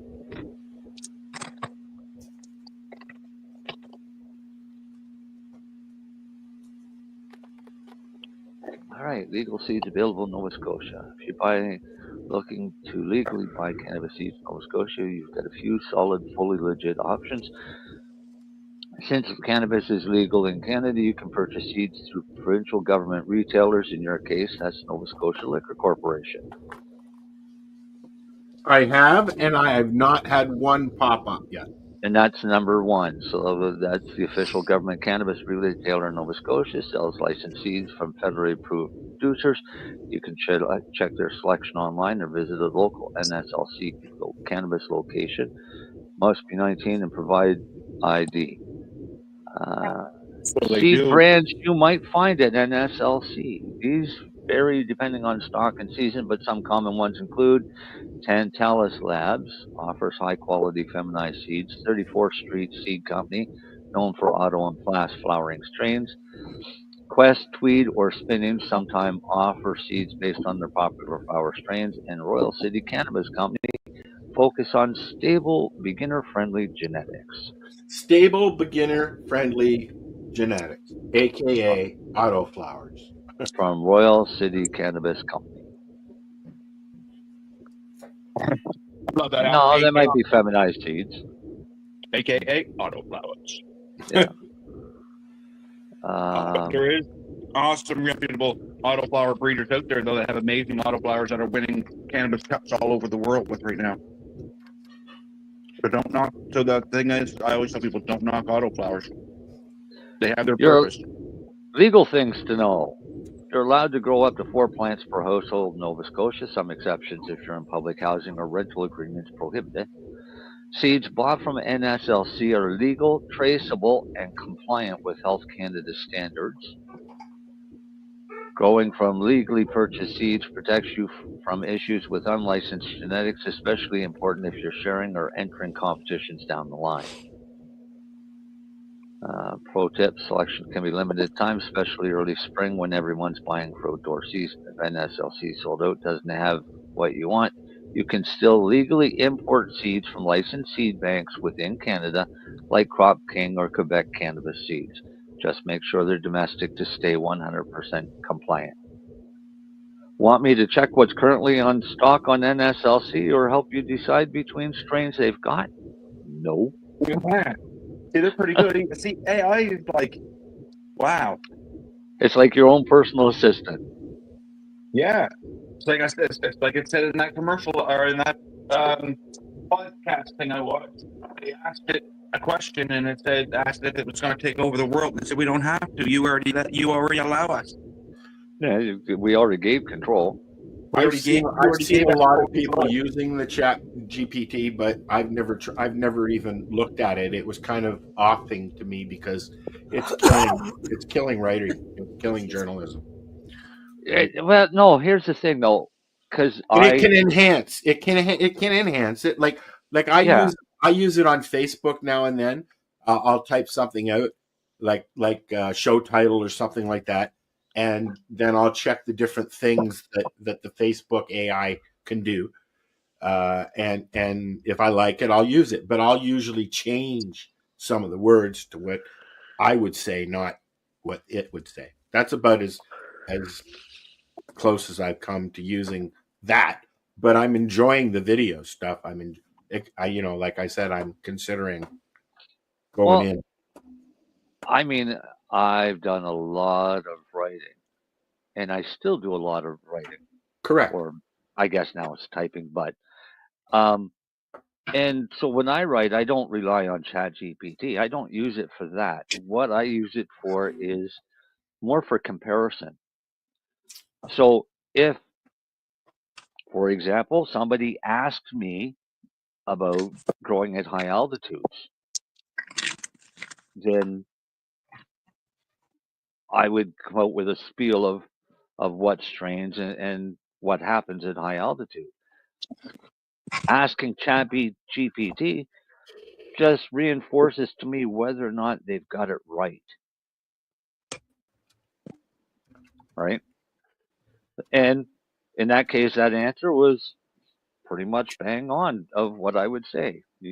High altitude, you're going to have a much more concentration of trichomes because the plant trying to protect itself from the UV. Right? UV, yep. You're going to end up with a shorter, squatter plant, but full of resin. So think of hash plants, right? Kush, Afghanis, high altitude plants, short, squat, covered in fucking resin. Well, those same strains at lower altitude don't grow the same. Well, I don't think they would grow the same anywhere unless you did it indoor in the same control. No, I mean if you've got a strain, then it would be different because of the altitude differences. Right, but if you've got a strain that grows in Afghanistan at say 5,000 feet, then theoretically you should come back have pretty much the same results growing at 5,000 feet in BC. If at the same altitude conditions and all that. Right. You should end up with a squatter, more resinous plant. Huh. Than what you would do at say, growing down in the lower mainland of Vancouver or in Nova Scotia, right, where we're almost at sea level. You got to remember difference between 5,000 feet and sea level. And no matter where you're at, so Mary Jane showed us earlier that my altitude is where are we here? Where is it? Where is it? Where is it? What your altitude is? Yeah, she posted it in our chat. 428 meters. Yeah. So is where here we are. Where are we in Vancouver? What is that? Well, hang on. I'm going to ask ChatGPT what my current altitude is.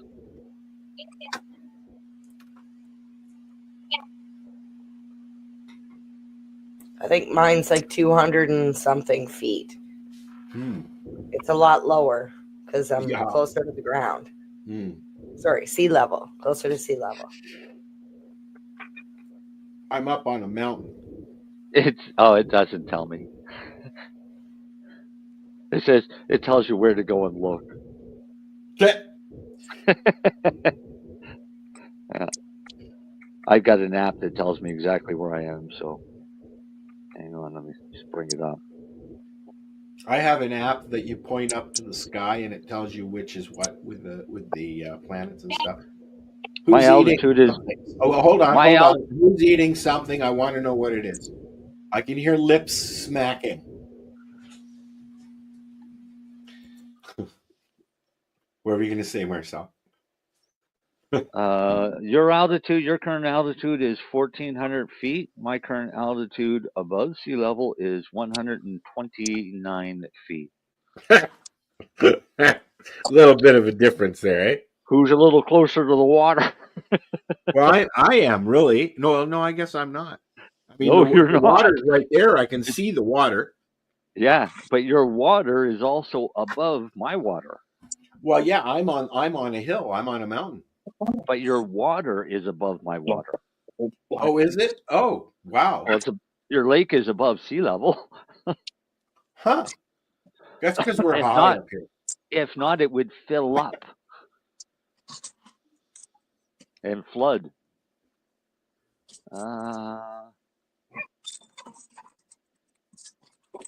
So parts of Amherst, finally I got it to tell me that parts of Amherst are 65 to 82 feet above sea level. Okay. So you're basically growing at low altitude, which is great for cannabis. I am. I'm not. No, it just remembered that I was talking about cannabis, so it must assume that I was wondering what my altitude was for cannabis. I just wanted my altitude, but hey, I'll get warmer temperatures compared to the highlands. And, Amherst can be humid, especially in late summer, fall. Keep an eye on airflow and mold during flowering. That's why I have my plants in a wind tunnel. That's right. My plants in a wind tunnel, yeah. It is. You really want to see what the wind is like. It's between our house and the neighbor's house. Mm-hmm. That's the wind tunnel, man. The wind, I got a wind tunnel directly from Lake Superior, comes right up between the houses and slams into my fucking greenhouse. That's a good thing. No, it's not. I've lost 5 panels so far. Well, we're just going into the windy season. Should take the panels out before winter. So far. Oh, shut up. That sucks. Just a suggestion. Yeah. If you're growing outdoors in Amherst, aim to transplant around late May to early June. Yeah, be careful on that one. Harvest ideally before mid-October, so go for fast flowering. Dale said Truro is 19 meters. 19 meters. What's that in feet? I don't know. I'm Canadian. 60 feet. Top of Yonge Street is 400 or 500 and some feet. Does the Canadian military go by metric or imperial? Depends. They can do both. I find Canada is a bilingual country because we use both for different things. Yeah, but when you go into an actual butcher store, it's usually by the pound that they charge. Yeah, but if you go to the a bakery, even if you go into the grocery store, everything's listed by kilogram. Yes. Right. So it's in Canada, you literally have where Americans they just totally ignore metric. Anything metric. Well, yeah. I mean, I remember when we were imperial and we switched to metric. Yeah, well, that happened when we were going to elementary school, Al. That's when that happened. That's what I was going to say. I remember sitting in the classroom, and the class was about switching to metric. I remember when I started school, everything was imperial. Imperial. So. Yeah. We had to learn inches and feet and fractions. And it made fractions much easier. Right? We also used to sing God Save the Queen and the Canadian National Anthem every morning. Yes. Actually, I went to a school where they also said the Lord's Prayer every morning. So I don't remember that. I remember at Jesse Ketchum, they had a girls' side and a boys' side. And the only time that we were able to cohabitate was in the cafeteria or outside in the yard. The girls and the boys were not to mingle. Oh, when we went to school, everybody mingled except for PE and shop and home ec craft. No, they actually had a basement area for the girls and for the boys. Oh, so you throw them both down in the basement. Well, that's where our washrooms were, and that's where our cafeteria was. Oh, okay. Yeah. But then, you see, the first time I went there, because I left for a little while, and then I came back, that was the way it was the first time I was there.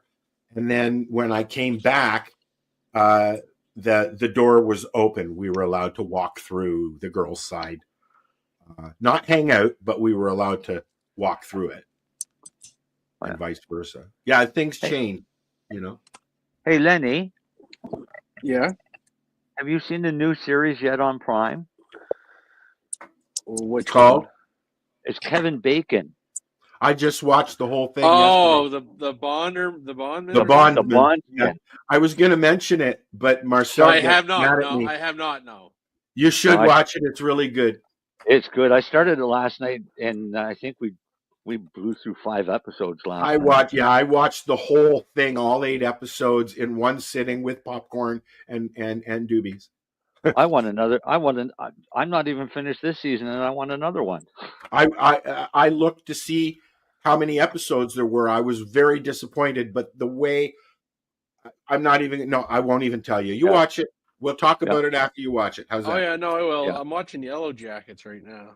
I can't Yellow get into Jackets that. is good. Can't get into that. I watched it a long time ago.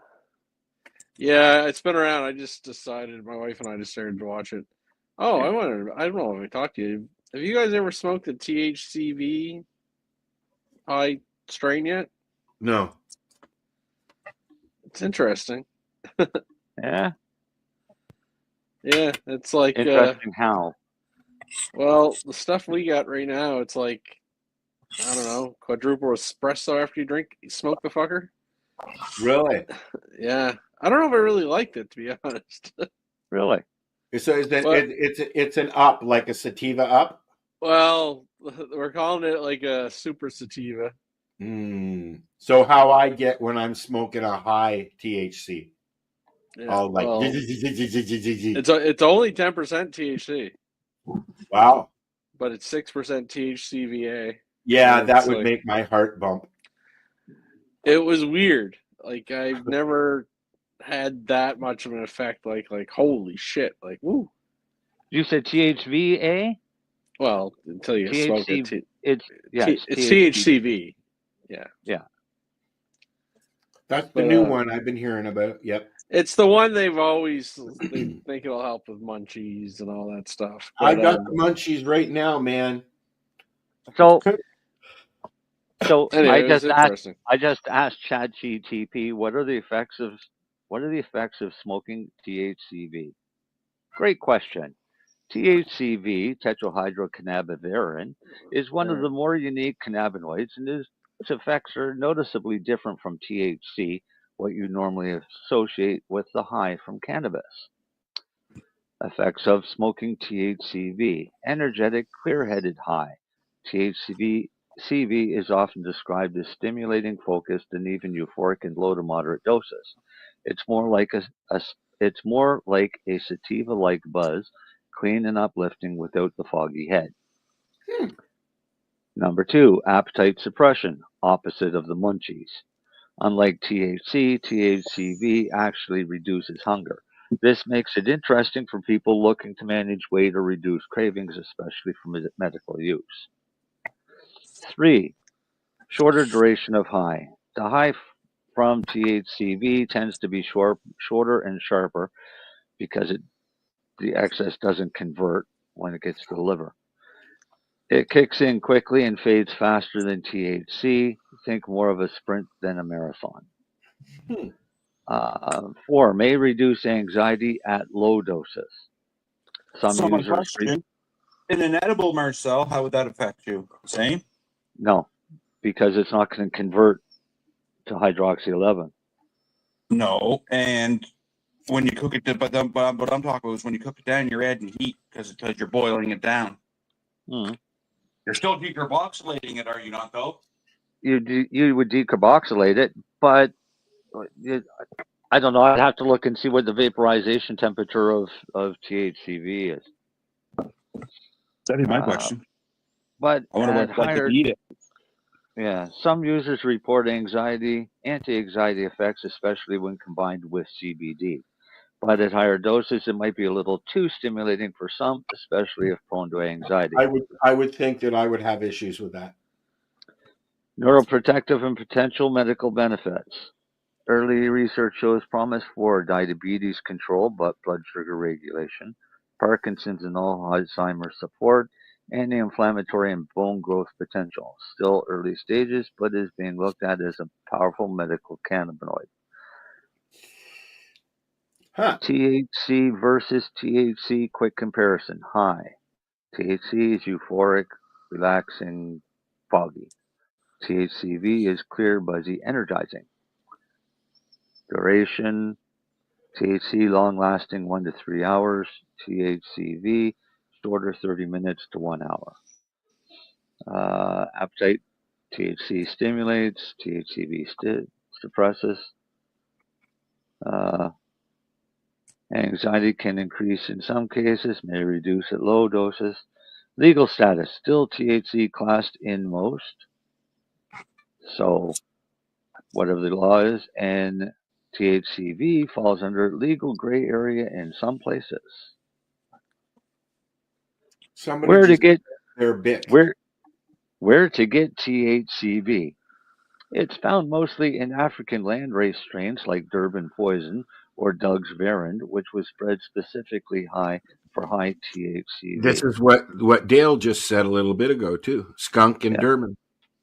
Some breeders and seed banks offer high THCV strains now, and you might also see concentrates or vapes labeled THCV rich.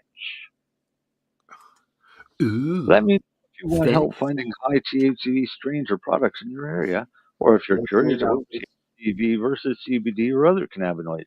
Sweetie. Thank you, ChatGPT. Well, that's interesting. Yeah. So, pretty I haven't tried, bang on. but I like Durban poison. I like Durban poison. To the point where I'm growing one. Well, actually, I'm growing more than one when they're done, but I'm mothering one. I've smoked Durban. They called this a diet Durban. I think they got the blend from. I don't know, but it wasn't normal Durban poison. I think you also smoked some of my Durban. I think I have too, actually. Yeah. If you'd like some, Lenny, I got some here. Oh no, I like Durban. I like Durban poison, but I guess what I was trying to say is this was not like Durban poison that I've tried, and I think I've had some of yours before too, Darcy, and I had it in Vegas as well, when I was down there. But see, Durban is it's a sativa. Yeah. Right. Well, as I say, the nickname everyone's calling it Super Sativa right now. That's what they're calling THCV? Super Sativa? Well, so what it is, it's a stereomedical. It's a blend. It's actually they had to cut it with something because I know it's not yielding very well. So they blended it with, I think, grape gasoline. Just trying to get the volume up because it's expensive because they really don't get much of a yield. Like they're straight up about it. And but I'll tell you, a few of us tried it, and every fucking one of us were like, "Holy shit!" Instant alertness. Yeah, it's the nickname is as I say, Super Sativa is what even the company's calling it. Cool. And can you get stuff like that at the LP store? And on Optimus, you can. Yeah. Oh, so you can get it through Optimus. Yeah. Yeah. Cool. That's why I always wanted to get it in. There's not much THCV around. Most of them have thrown it into like a vape. I haven't had one of those either, but this was the first flower that came my way, or at least a milled. I have a joint and a milled jar. So I'm going to start pushing my own stuff once I have a crop that I can do that with. Now I'm going to go and I'm going to look up Doug's Verand strain. You have only a few minutes. So. But TikTok. I'll get you one of these days, Darcy. I'll drop a joint off to you. One of these days, I'll think of it. I'll drop a joint down to you. Yeah, I appreciate that. Thank you. Yeah, get your opinion of it. Well, yeah, and actually, I won't. I'll break the joint open and smoke it in my vaporizer because I got a volcano now. Oh yeah, you told me that. Yeah. Hey, Lenny. Yeah. Ready for this? This is the strongest marijuana sativa strains in 2024. Super Silver Haze, up to 25%. Green Crack, up to around 24%. Strawberry Cough, 23%. Durban Poison, 26%. Jack Hare, 23%. Tangy, 24%. Then you get Ghost Train Haze, Pineapple Express. Yeah. But that Durban Poison, that would, I find that hard to believe to be a pure Durban Poison, Marcel, to be 26%, because anything that I've ever seen or ever had before was, 18, 20 was like high. Well, yeah. It's probably the new lab. It's probably the new labs, Darcy. Yeah. Well, yeah. True enough. Yeah. Don't forget, we're how you get these test results by taking the highest number available when you do it, right? Not an average like you should. Yeah. Well, and not all labs are the same as far as how they're running. That's right. Yeah, that's why when I got my purple satellite lab tested, I gave her 7 grams of bud, and I took it from 3 different spots on the plant, from the middle, the top, and the bottom.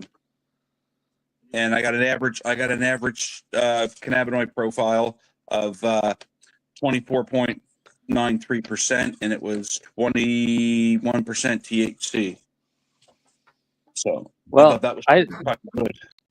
I left the cannabis group after they started touting the fact that they had available and tested a strain that did 46%. The new one out of Michigan is supposed to be that, Marcel. It's Michigan's. You too, buddy. Something Michigan. That's why I left that group, because I'm not putting up with that kind of bullshit. It's bullshit. Guess what, guys? Oh, yeah. It's time to say bye-bye. Bye-bye. Bye-bye now. Bye-bye, Beatrice. Good night. Please. Even though we're not there anymore. We are.